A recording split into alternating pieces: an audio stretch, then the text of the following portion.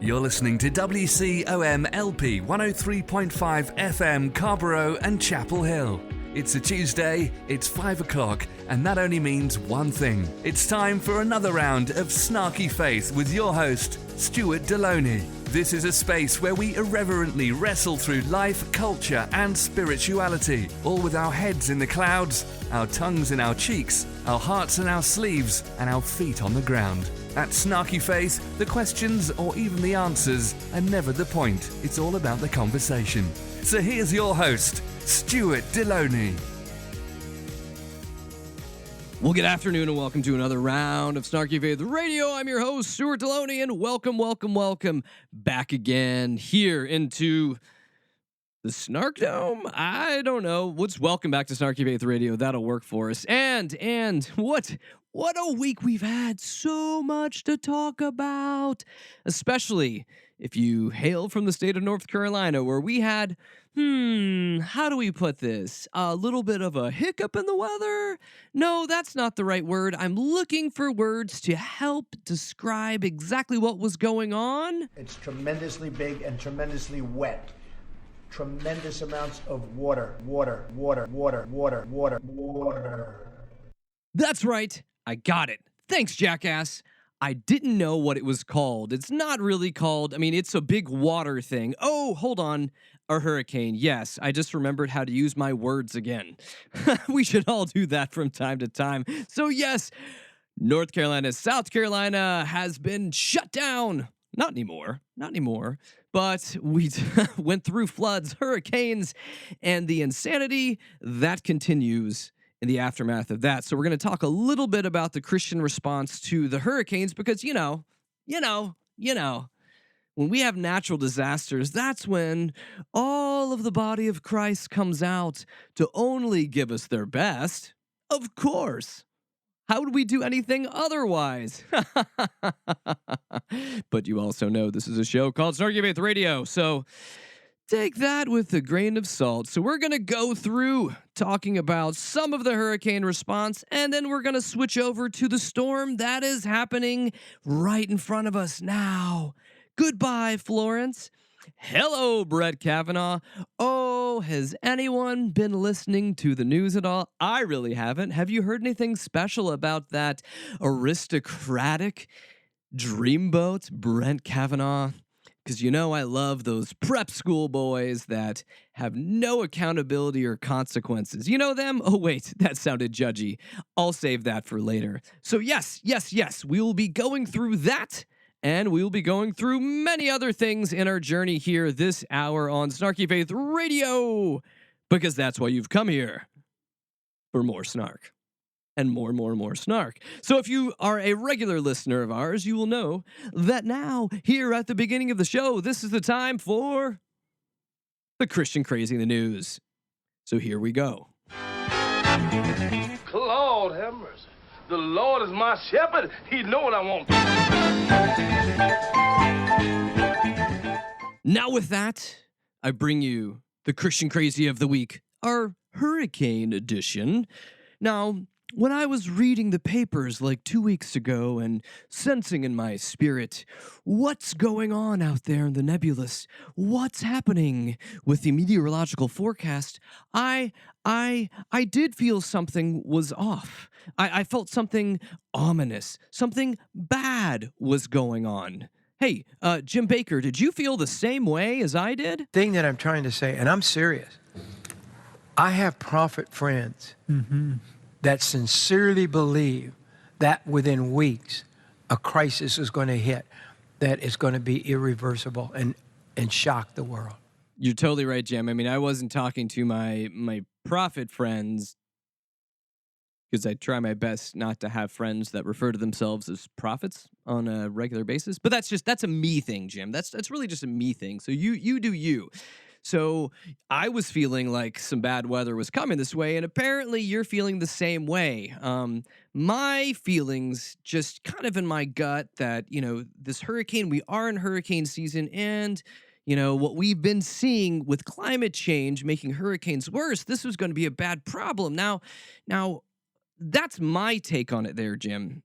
But I want to know what's your take on it? What was your take on this hurricane that was approaching? I mean, the news we read today. Yeah. Manda, we read it every day. Horrible things they're doing against God. It's so shocking that I can't even tolerate it. Right. And so I know something's coming. Yes. And that's why we have decided to offer a new bucket of food.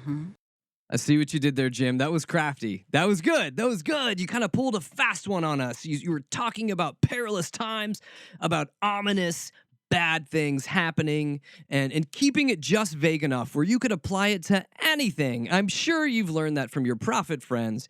If you keep your prophecies as vague as possible, you can always claim that you're right. So good. I see what you're doing there. And Jim, you remember your Glengarry Glen Ross. Always be selling. That's what you're supposed to do. Always be selling. You don't want to settle for steak knives. No, you're always going to be selling your end times food buckets. Why? Why is that? Because you love us. Because you love us. And that's what this hurricane has taught us all. Hooray! And as I'm legally required to once an hour here on this show, I'm required to remind you that this show is called Snarky Faith, and we will be full of sarcasm. If you don't understand sarcasm, I really can't help you.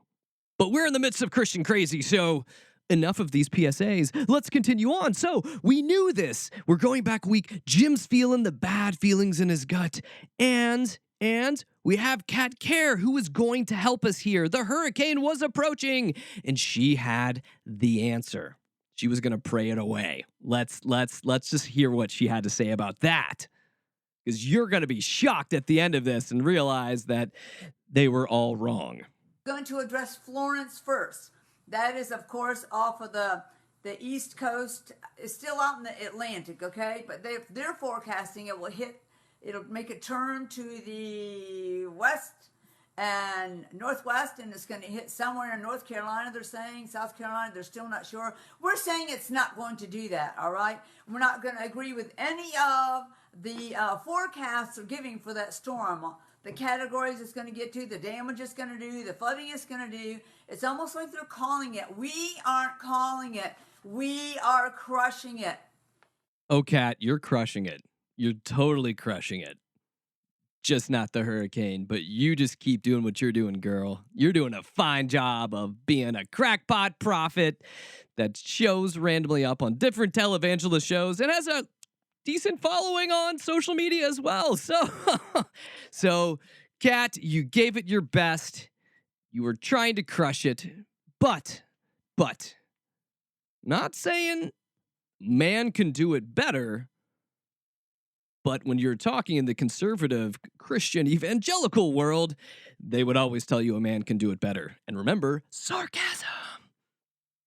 But let's listen to a heavier weight, who's of course a man, because he knows what he's talking about. He's a man with a microphone who doesn't die and continues to get in front of the TV cameras at his studio day after day to give us a bunch of whatever the hell he does. Yes, Pat Robertson. You probably could have listed off 100 people that I was talking about in that kind of an intro, but Pat Robertson, Kat was doing her best, crushing it. And Pat Robertson was standing up to defend the people of Virginia Beach as long as they're on the grounds of CBN Studios. So we're going to hear also all of the hard work, the heavy lifting that Pat did before the storm to preserve CBN Studios. Because, if we've learned anything from Jesus, it's all about being selfless. It's really, truly about selfless. And let's go ahead and hear this truly, truly selfless act. If that hurricane, veers off and goes up into the Atlantic, it'll be harmless, no lives will be lost, no property will be damaged. What could be a multi-billion-dollar property damage will be averted. And I just believe you and I together, the Bible says, where two of you agree on earth as touching anything that they will ask, it'll be done for them by my Father which is in heaven. Now, this is the same Jesus who commanded the wind and the waves when he was out on the Sea of Galilee. He said, "Peace, be still." And they said, "What manner of man is this? The wind and the waves obey him." They will obey our voice if we are together with one accord. Now, together, I'm asking all of us to believe God. I don't want that thing to come in. I don't want it to hurt Region. I don't want it to hurt CBN. I don't want it to tear up these beautiful campus. I don't want to tear these trees down. I don't want to see any damage. I don't want a bunch of glass flowing. This is like no joke. I've heard from so many hurricane survivors that flying glass is the silent killer. It's the silent killer of the hurricanes. It really is. And Pat Robertson wants nothing to do with it. Man, Pat, you go, boy. You go. And I love how you've been doing this. You're praying that you're saying, "Hey, Jesus, you've got the power to do this." Make sure you put that hedge of protection. Make sure you protect what's mine. What I've built, what is mine. There's a lot of money in CBN Studios, Jesus. You know this. Protect this hedge around this spot. But guess what? After the hurricane passed, Pat took his victory lap, as he should have. As he should have. Because if we've learned anything from Christianity, it's that you've really got to pat yourself on the back publicly as much as possible, especially if you have a pulpit or a microphone. So really, this is his God-given duty. Over the years, we've seen a tremendous number of hurricanes. This was called Hurricane Alley, and we've seen many prayers being answered. We prayed together and our staff a few days ago and asked the Lord to move that hurricane's course away from this area. And from what we gather right now, the storm track has shifted south of this area, and we no longer are under the threat of a serious hurricane here. Oh, you, Pat. You. I'm sorry. At some point, the snarky facade has to come down at some level. But I'm sorry. Think about this logically. Then the victory lap that he's having here. And I'm not being very snarky. I'm just being an ass right now. But seriously, think about this from a logical standpoint.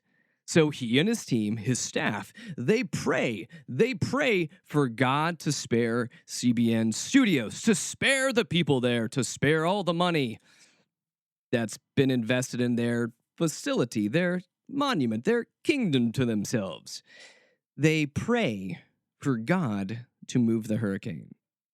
And if you're believing in like the logic that he has, if you're in his world and you're down in North Carolina and South Carolina, your answer is, "Oh my God, fuck you, Pat. Fuck you. Fuck you." I mean, think about that. Really, just think about that.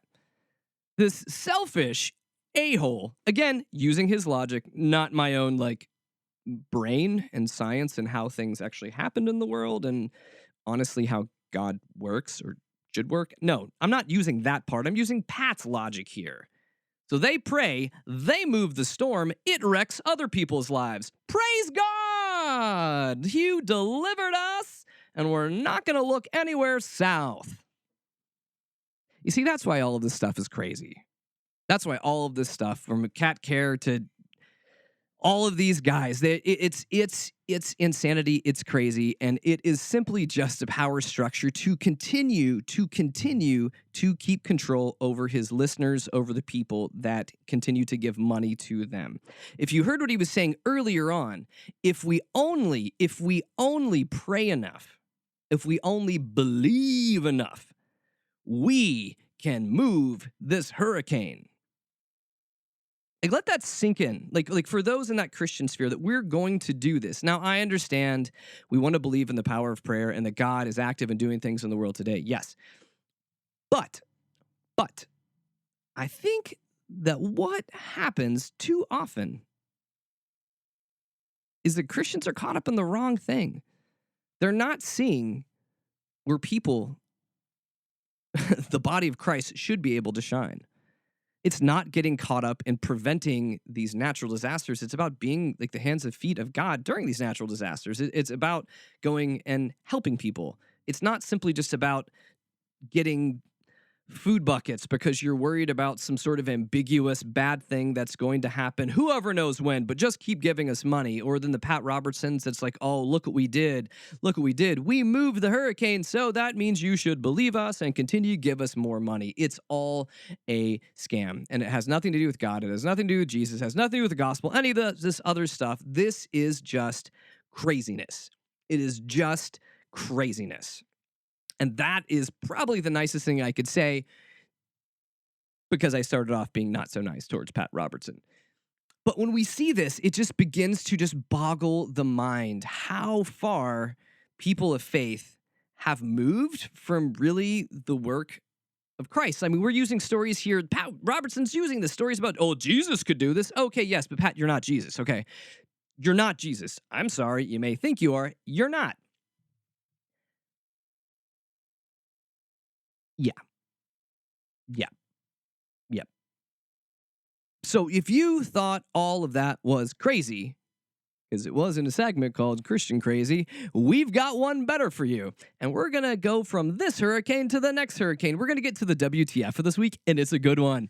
It's a good one. And it's been so many weeks since he's been on my show. Franklin Graham has agreed to be back on with his hateful, bigoted, misogynist rhetoric. Oh, would you expect anything else? I wouldn't. I don't even know if he's human anymore. But let's listen to what he has to say in our WTF of the week. What in the hot hell is wrong with you? What the hell is wrong with you people? Reverend Graham, you have blogged about the sexual assault allegation against Judge Kavanaugh, saying the confirmation needs to move forward. Do you think the Senate should disregard this accusation? I don't think you disregard it. I think they're going to have to, no question, listen to it. But this accusation, I guess, was with Senator Feinstein weeks ago. So I think they pulled it out here at the 11th hour for all political purposes. And it's just a shame that a person like Judge Kavanaugh, who has a stellar record, that somebody can bring something up that he did when he was a teenager close to 40 years ago. That's not relevant. We got to look at a person's life and what they've done as an adult, and are they qualified for this position? So this is just an attempt to smear him. They couldn't find anything else in his record. And so this is just an attempt to smear him and just smear his name and put a black dot on it.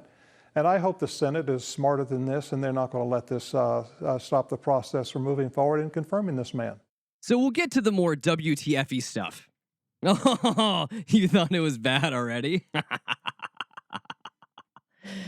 That's my best evil laugh. Maybe it's a good one. Maybe it's not. But yes, on Fox News, they're asking Franklin Graham on his thoughts on the sexual allegations that have been lobbied against Brett Kavanaugh. So they're asking him this question. And his answer is akin to what I've been seeing. And we'll dive deeper into this, but I just wanted to point out some of the consistencies. We're going to be talking about this, the Christian response to Kavanaugh right now. And as we progress beyond the WTF into the main story, you're going to begin to see this, but I'm going to give you a tease of what we'll be talking through. Because what you could hear as he was talking, so he was doing this. He was actually like standing in several different points. He was hopping between them. And the first thing that he was doing was denying this as something that's just strictly political. Something that's strictly political. Then he goes on to say it's not relevant.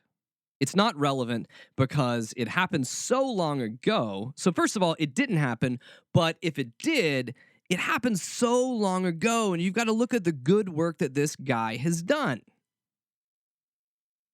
And this is something I've continued to hear.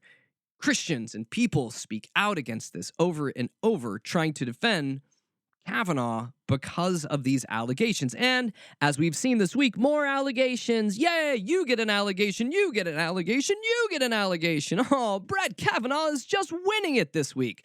Now, I have no idea if any of these are true or not, but what needs to be able to happen in these situations is the victims need to be heard. They need to be heard and not swept away.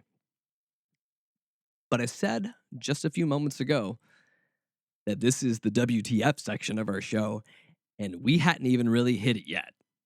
That was just an appetizer. So, Franklin, I'm sorry. I think you should continue. What kind of message do you think it sends to sexual abuse victims when they're told that it's not relevant, something that happened years ago? Well, there wasn't a crime that was committed. These are two teenagers, and it's obviously she said no, and he respected it and walked away. Wait. Like, pump the brakes, Franklin. Pump the brakes right now. Come on, hold on, stop, full stop. We need to stop right now. So, I know I mentioned earlier that you were kind of trying to play several different sides to this game, but before, he hasn't done anything. Now we're at the, I mean, she said no, and he said, all right, after allegedly holding her down, covering up her mouth, that kind of a thing. That's not, unless you're into some sort of a weird kink thing, maybe you are, Franklin. Maybe you are. Maybe we just broke that here. Franklin Graham is a kinky boy. No, but this isn't normal, high school foreplay? Is that what you're trying to get at? Oh, just two kids messing around with rapey hijinks, kid stuff. Kid stuff. Oh, God, I want to throw open my mouth every time you talk, Franklin Graham. And if that makes you horny, I'm not surprised. But I'll let you continue to dig the hole that you're already in. Keep digging, buddy. Keep digging. I believe in you. If that's the case. But he says that he didn't do it. He just flat out says that's just not true. So regardless if it was true. So this is the moment of truth where he has just set himself up saying, regardless if it is true, ... Come on. Regardless if the attempted rape is true, Franklin Graham, ... Regardless if,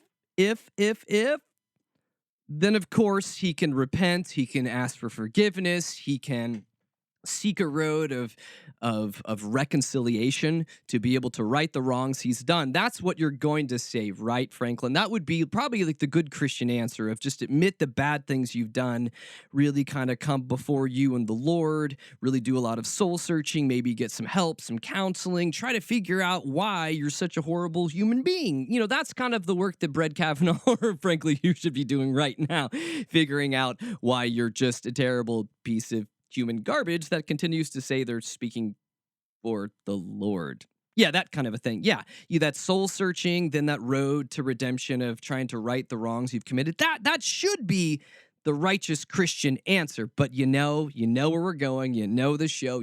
That's not what he's going to say. But let's let him finish anyways. These are two teenagers, and he said, or she said no, and he respected that. So I don't know what the issue is. This is just an attempt to smear his name. That's all. All right. Well, I don't think she's saying he respected her decision. I think she's saying that someone else helped her flee the situation. But it sounds like you think it's not relevant to him being considered on the high court. No, I really don't. Because how far back do we go, Heather, in a person's life? There's a lot of things that I've done when I was a teenager that I certainly am ashamed of. See the subtle mention that he may be a kinky, naughty boy. He's got a past. He's a bad boy. He's a rebel. He's a rebel. And the answer he should give right now, which I've already said, is if any of this stuff happened, he needs to do the work. He needs to do the work to make these things right and to bring truth to light. But of course, that's not the case here in Franklin Graham's or the conservative right's eyes. It's not. Because all these, quote, righteous men want is the Supreme Court nomination that's going to do their bidding, that believes and sees the world the way they do. Now, I know that you could probably say if his daughter or someone that he knew was in a similar assault situation, it would change his mind. But the fact of the matter is, He has no empathy. He's a disgusting human being. And the Christian response in all of this ends up being incredibly, incredibly Machiavellian.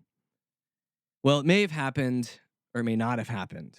Or if it did happen, well, I mean, ultimately down deep, the end justifies the mean. We really just want that Supreme Court seat because we believe God is sovereign and in power, but it really, really, really helps if we've got some of our guys in positions of power. So which is it? Which is it? Which is it? Pat Robertson's, which is it Franklin Graham's? You know, do you need to continue to get your hands dirty and all this other stuff, like turning Christianity to a business or into a political platform? Which one is it? Is God in charge, or are you really needing to nudge him and help him do the work also? Aw, is God not enough for you, Franklin Graham? Is God not enough for you, Jim Baker? Pat Robertson and Cat Care? Maybe God is not enough for you. But I don't know. That's a whole different show. And if we're going to hold people accountable for things that they did 40 years ago and say whether that's relevant or not relevant, this is a tactic by the left to try to keep conservatives off the bench. And it's unfortunate that it's working. People are up in arms over this, like, oh, this is such a disaster. You're talking about two teenagers 40 years ago. That has nothing to do with what we're talking about today, about this man being a judge on the Supreme Court. And they call it a sexual assault. No, I don't believe it. Well, there you have it. Franklin Graham ultimately doesn't believe it. And pretty much in his defense of Brett Kavanaugh goes ahead and says, in a backwards kind of way, that all they really do care about is getting conservative judges on the bench, and it doesn't really matter. And they continue to downplay the things that really matter. The things that, well, if you kind of look at the Bible, should matter. Like the words of Jesus about like loving people, about listening to people, about realizing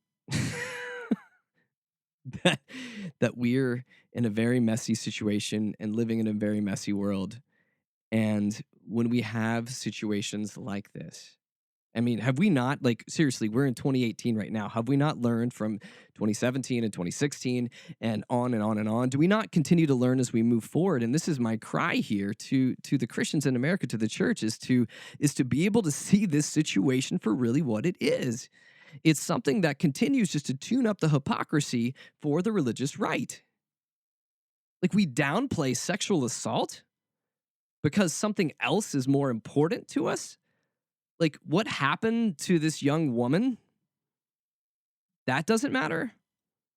Because really, the easiest way to go, sexual assault, teenagers, we don't care about any of this stuff, because we want to get what we want to get. And we don't care what it takes for us to get there. I mean, we've seen that. How else in any conceivable notion can you see the religious right, the evangelicals, Christians in America getting behind Trump? There's no conceivable reason behind this other than we want to get what we want to get, and we don't care how we get it. Pretty sure that was in the Gospels, right, guys? Wasn't that? Yeah, get what you get, and don't care who you squish in the process. Not the words of Jesus at all. But that doesn't stop you one bit. So this is our main story. We're talking into the hypocrisy that's going on in the Christian world surrounding Brett Kavanaugh. And when I begin to look over the landscape of Christianity, what gets me the most about what's occurred through the Me Too movement is the fact that somehow Christians don't seem to get it at all. They seem to be the last ones, or they're holding out for a time where they can get back to the misogyny and the assault and being general perverts. I'm not sure, but don't believe me. I mean, we have the Paige Pattersons of the world that shows that the best way to handle with a sexual assault victim is to silence them and to shame them. Oh, because that playbook has also been used by Bill Hybels from Willow Creek. Shame, silence, Mark Driscoll, and the mystery goes on and on and on. Oh, you guys.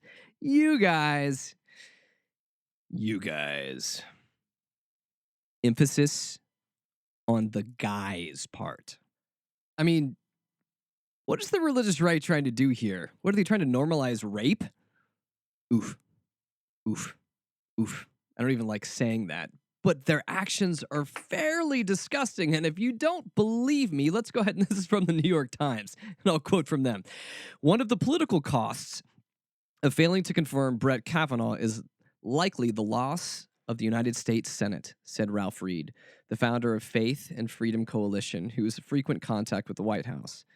He continued to say, if the Republicans were to fail to defend and confirm such an obviously and eminently qualified and decent nominee, then it will be very difficult to motivate and energize the faith-based and conservative voters in November.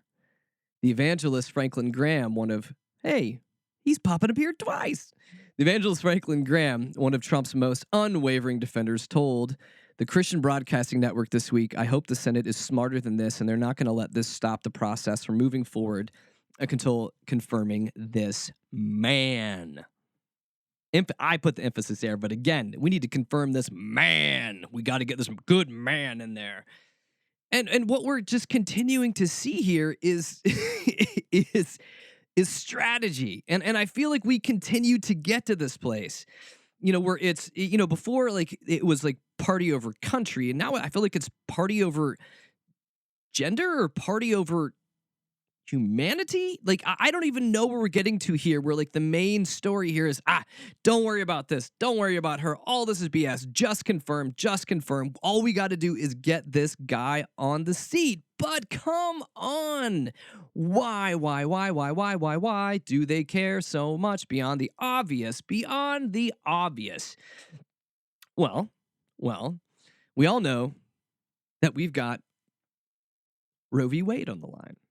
And we all know that the conservatives are really scared about their, quote, religious liberty and how it's under attack and how those, evil, mean LGBTQ people are coming for your bathroom stall. They're coming for your rights. They're coming for your cakes. Nobody messes with my cakes. If you've ever been, just literally, this is an aside, if you have ever really been to a church potluck, the caking that goes on there, like the cake competition amongst the women there, it gets pretty brutal. So there's a deep, deep history of love of cakes. Not really. No. But what we're continuing to see here are these three things. And I want you to watch through this. And it's something that I just have begun to see like as I've been watching through the news. And I think the initial way, and I've mentioned this already, but the initial way you'll begin to see people is they'll fall into really kind of two camps. So they're either going to deny this. This is a political ploy. This didn't happen. He's a good man. Don't even bring this up. We need to just make it go away. Don't even look here. You don't see what's happening. Just keep moving. Just keep moving in the process. And then the second camp that we're seeing is really the what's the big deal camp. What's the big deal about all of this? What's the big deal? But what I eventually want to get to is the insidious third camp. The first two are easy to see. We're going to talk more about the insidious third camp. So let's dive in. And so one article I want to kind of hop through, and it's a good one. It's by Brandy Miller, a columnist over at Huffington Post, called Evangelicals Value Protecting Power Over Protecting Women. The title alone is really all you need to hear. But you came here for more snark, so we'll go through all of that. But she begins the article in such a wonderful and pointed way. She says this. She says, why is it so difficult for some people to just admit that sexual assault is bad? President Donald Trump's evangelical base seems to have a particularly hard time with this. Amid allegations that the Supreme Court nominee Brett Kavanaugh sexually assaulted Christine Blasey Ford several decades ago, it has become clear that prominent evangelical leaders will do whatever it takes to trivialize such an incident in the name of political and patriarchal power. And I think that is so much of this. And we continue to have this problem in the church. Now, one huge problem, why does the church continue to have this? It's a problem that we're seeing in other places in the world, too. We don't have enough women in leadership positions. It's been a boys' club for far too long. If you look at the Catholic Church, it's a very big boys' club who like very little boys. And I don't mean that flippantly. It's disgusting. But we continue to see this problem, whether it be from the Catholic Church to the evangelical church. We see this problem where we see power corrupting, and we see it in the hands of men. that continue to wield their power over women. And we continue to see this here. I mean, seriously, conservatives, can you not find a candidate that doesn't have like a Roy Moore-ish kind of tint to him or tinge or smell or stench to him? I mean, seriously, we've seen this. You'll get someone that they will endorse, like a Roy Moore, like a Kavanaugh, and what we see is they stick to this to the end, even when the truth is being shown to them over and over and over. And I've heard enough sermons preached in my life, and I've heard this phrase brought up at the end when they're trying to bring people to salvation, and they say this: the truth will set you free. So if we like to preach this so much, why don't we want to do this? What I consistently see here is the white dudes that don't want to give up their positions of power. That none of this, I've been saying this, but I'll say this even more, none of this has to do with God. None of this has to do with the ways and teachings of Jesus. Zero, zilch, none. And as you begin to think about that, think about this. All these people that I've mentioned today, some of them you will say are just outright, just abject fools, like the Jim Bakkers and the Pat Robertsons. But those fools command an audience. Those fools get lots of dollars from people on a regular basis. Those fools have facilities. And those fools are rich. Fools like Franklin Graham as well, too. They're trying to protect their own. What's in it for me? And guess what? Let me think about that. What's in it for me? I only care about myself. I want to just take what I want and get it and grab for power. Wait, that kind of sounds like the allegations that are being lobbied against Tim Kavanaugh. What? Forcing himself on a woman? Huh? He wanted something. She didn't, but he was going to take it anyway. Oh my gosh, wait. Is all of this cyclical in nature? This creepy, insidious, greedy grab for power over and over again is all the same? Huh? Yes, it is. Yes, it is. And when I complained just a few moments ago about the idea that the conservatives have run to party over country, that's fine. That's politics. There's Democrats that do party over country as well, too. So I'm not even pointing them out for that. But what I'm actually pointing out is I think that conservatives now are putting party over God. I mean, if we're legitimately, like literally talking about the kingdom of God, the thing that these guys are supposed to be all about helping people, about healing the world, about bringing like the ways and compassion and love and kindness of Jesus to the world, you know, those guys like Franklin Graham that runs an evangelistic organization, you know, that kind of a thing, like that kind of like wheelhouse center cut right in the middle, that thing. Yeah, those guys that are supposed to be in the know, which is why people send them money, because they just follow like just foolish sheep and believe whatever horrible things this guy says. He's putting himself over the kingdom of God. He's putting himself over Jesus. He's putting himself on the throne, if I'm going to get in churchy terms here right now. God's not in the throne to these guys. They are. And that's the problem of this. That's the problem. I mean, how can any of these men call themselves a Christian and turn to a person that is saying that they were abused? They were abused. And be like, that's not the main point. Nah, it's not the big story here. I don't believe it. It's disgusting. It's sick. And it has nothing to do with Jesus. Let me finish and continue on into the article that I'm reading right now. So the article continues saying this: the church loves to talk about sexual purity, but cannot take responsibility for sexual assault within its community. This double standard only serves to reinforce a patriarchal power by protecting men as impulsive beings and doing whatever comes naturally to them, while characterizing the women they victimize as beguiling and lustful sinners. This is not new, she goes on to say. The Bible has plenty of stories, including the resurrection of Jesus, where a woman's perspective is called an idle tale. In Scripture, the women are either believed or unbelieved truth tellers, or completely unrecorded perspectives in the narratives that are full of sexual and violence and perpetuated by men and women. Perpetuated by men, sorry. And what she's getting at here, and what she's even mentioning, which is a great point, is that even if you look in the gospel story, Jesus dies and he's resurrected. And who is the first person that Jesus appears to? He appears to the women that came to his grave. He tells them that he's alive and to go tell the others. They go and tell the others.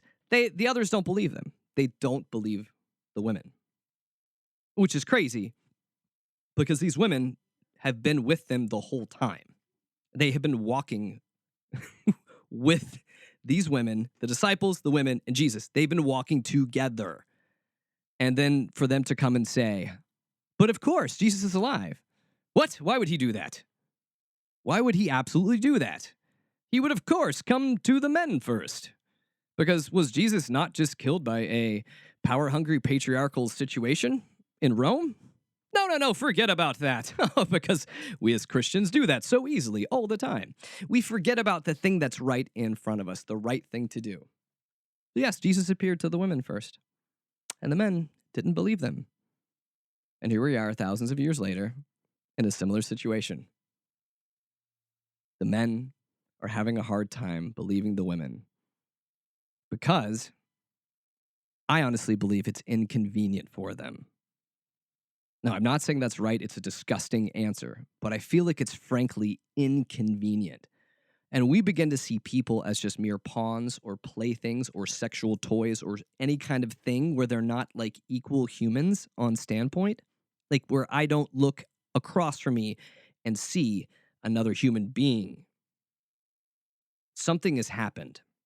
Something has gone wrong. Now, it's easy to see that in situations, especially that we've seen come out through the Me Too movement, the Harvey Weinsteins, the Matt Lauers of the world, and heck, even the Louis C.K.'s of the world. Well, not heck, including the Louis C.K.'s of this world, where you have these men doing these horrible things that they somehow think are okay to women, that if you were to really think about it, they somehow are not seeing the humanity of these women.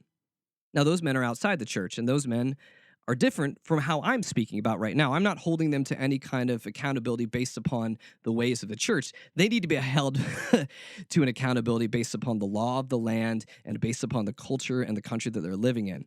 I'm holding to a higher accountability these men that claim to speak from God, that continue to act like these other guys that are outside the church, that continue to cover up for guys that do these things. Because, as I'd mentioned before, the two things that we continue to see and will continue to see are the denials or the what's the big deals of the situation. But see, to me, the most insidious group in all of this is the third one. The third group is the silent group. It's a complicit group. It's a group that continues to allow these things to happen.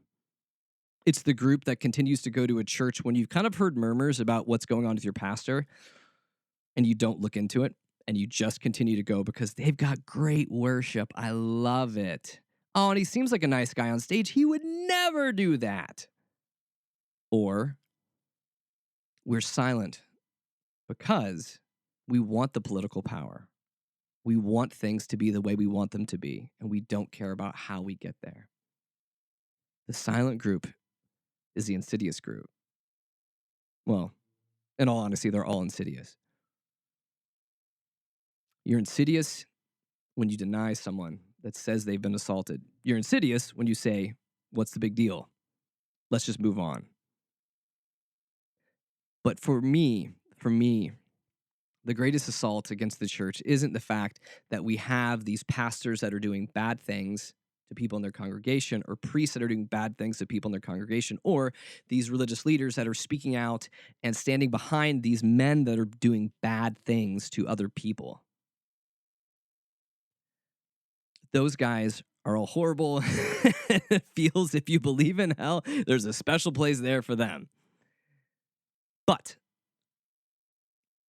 it's the complicit ones that allow them to continue to stay in power. I mean, think about it. The CBNs, the Jim Bakkers, the complicit ones are the ones that continue to send money. The pastors that continue to abuse those in their congregations and not allow themselves to have any kind of accountability in their job. The complicit ones put money in the plates every Sunday. The complicit ones add to the numbers that keep this guy's job. The complicit ones don't ask questions. The complicit ones don't say this is wrong and it needs to stop. The complicit ones are the silent killers, but they're also the ones that prop these men up. Now, I'm not one to say boycott, and I always hate it when we see political boycotts for stuff, but really, if you're a Christian, if you're a regular attender of church, if there's stanky stuff going on in the church, you need to do something about it. Why? Because guess what? I know they're pastors, I know they're leaders of organizations, but God gave you a brain. He gave you eyeballs. When you see it's like what they tell people like in the subways, see something, say something. And I always saw those signs for people that were being either mugged or hurt or assaulted, in these situations. Oh, see something, say something. That, get off your phone and actually help the person that's being assaulted right there. Yes. It's a sad fact that we actually need to be able to post these in our churches. See something, say something. And let's get to the point where we just are able to have the due process coming out. Let someone be heard. Let them speak. And let them speak in a place where we're allowed to give both parties equal footing to what's being said here in this certain situation. I know the evangelicals love Kavanaugh because of what he means to them. But I will tell you, none of them knew who Brett Kavanaugh was a year ago. They don't care who he is. They will talk endlessly about his gleaming record because they have no idea. They just know that he's their golden boy to give them what they want. It's the same thing they did with Trump. They were willing to roll over to get what they wanted. And who gets hurt in the process? As long as these systems are there, this will continue to happen. Now, in the Kavanaugh case, what can we do about this stuff? Well, you can continue to call your senators, and you can continue to protest and stand up for what your right is. But for those that go to church on a regular basis, that are there on Sundays, that continue to support these Christian organizations, you're responsible. You're responsible for what you support and what you allow to happen in your own communities and spheres. I mean, it's easy to point and say, oh, that man up there, he was a bad leader. He was a bad man. Yeah, but you sat there week after week and were fine with it until the allegations came out. I mean, you heard little whispers and stuff, but you were like, nah, it's nothing. You're complicit in that. So for the church to honestly begin to change stuff, the church needs to embrace this idea of transparency. I think the church needs to embrace this idea of a different structure of hierarchy where it's not top to bottom, where someone doesn't wield all the power. Because guess what? The Bible does not lay out a hierarchical situation. That's Old Testament stuff, brothers. New Testament stuff, brothers and sisters. Everyone has equal footing with God. We all have a seat at the table. No structures, see that there? But I also loved what Brandy was pointing out, what Brandy Miller was pointing out in her article. She was speaking to something that's really deep too, that even goes back into something, hearkening back to Franklin Graham's dad, like the Billy Graham rule. The Billy Graham rule, for those that don't understand, tells people in ministry or just good Christian men that they can never be, to be a good Christian man and to avoid the appearance of sin or to avoid sin because you're a lustful, horny little bastard. We all know it. You can never be alone with a woman. You cannot go out to eat with a woman that is not your spouse. You cannot sit in your office without your door open. And if the door does need to be closed, you need to have somebody else in there. So it ends up being the situation where we treat women like they are these weird, tantalizing sexual objects that have no brains, and their only purpose is there for apparently just procreation. So you wonder why we have a messed up view in the Christian church of women, because we continue to say, stay away from sin. Women will lead you to sin in this situation. So, man, since you can't control yourselves, you just got to control how close the women are to you, as opposed to saying, wait, hold on a second. We're all humans. We can all make decisions. No, we are not completely controlled by our loins moving about in the world like just a bunch of boners bumping into things. No. Men need to be responsible, but part of being responsible is also giving women an equal seat at the table, and that even means in roles of leadership.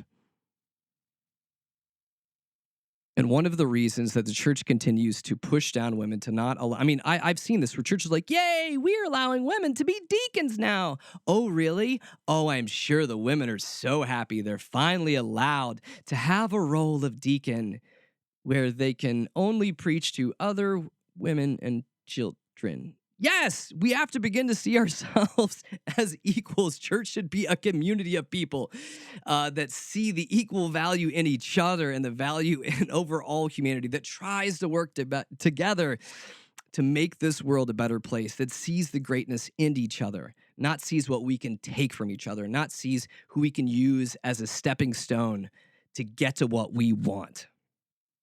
That's not who we are, church. That's not who we are, Christianity. And guess what? If we don't change things, we're going to keep doing the same thing over and over again. Just like, wait, what's going to happen?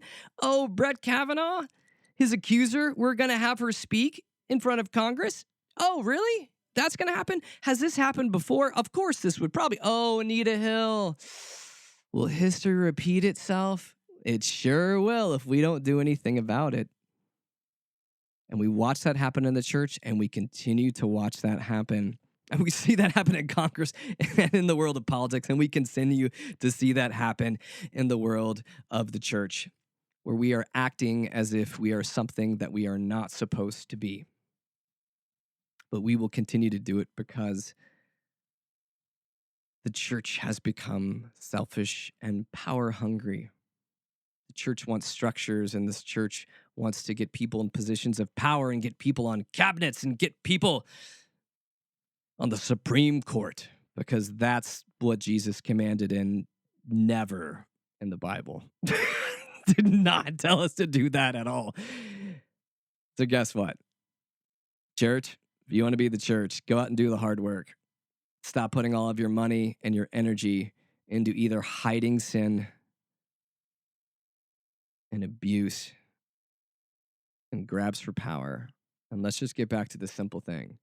Following the rules of Jesus, following the teachings of Jesus about loving other people, about restoring dignity to people, about the fact that people have a voice and people matter, about the fact that we need to be there to love and to help our common man, regardless if we agree with them, and even this is hard for me at times, regardless if we vote like them also. Jesus means to change us from the inside. And guess what? I don't think Jesus means for any of y'all to be rich or full of power. So stop blaming God for all that you're blaming God for, and stop giving God credit for stuff that he has nothing to do with. Whether it be a hurricane or whether it be the storm that's happening with Tim Kavanaugh. Doesn't really matter. Doesn't really matter to what we're called to do. We're called to do the right thing. We're called to seek justice, to love mercy, and to walk in the ways of the Lord.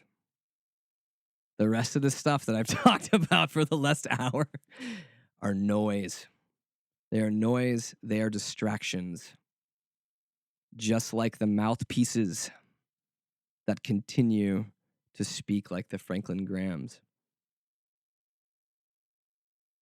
We can do better. We can be better. But it just takes work. So get to work. How's that? Get to work. I'll get to work. You get to work. Hey, let's go make this world a better place and stop being a bunch of a-holes. That's my goal for the week. That should be your goal for the week too. Well, enough of all that and all the fun that we've had this hour. I wanted to at least leave you with something good. I wanted to give you something that was good to leave you with this day here after listening on our show. And it simply came from this. And it came from, and I don't even know who this guy is, but at Billablog, you rock, Bill. Because he had tweeted this, and I feel like it says so much, especially when we've talked kind of out all this white guy, this like conservative Christian anxiety that's out there. I think Bill hit the nail on the head. So Bill, even Whether you know or not, you have the last word. And Bill had said this recently. He said, if you're a man upset at being lumped in with rapist attackers and general arseholes just because of your gender, maybe take it up with the men who give us a bad name instead of women who have to be on guard 24/7 because of them. Well said, Bill. And I will give you the last word on the show. And as we end this broadcast, just a reminder, you can catch us on podcasts at www.snarkyfaith.com and pretty much anywhere else you find podcasts.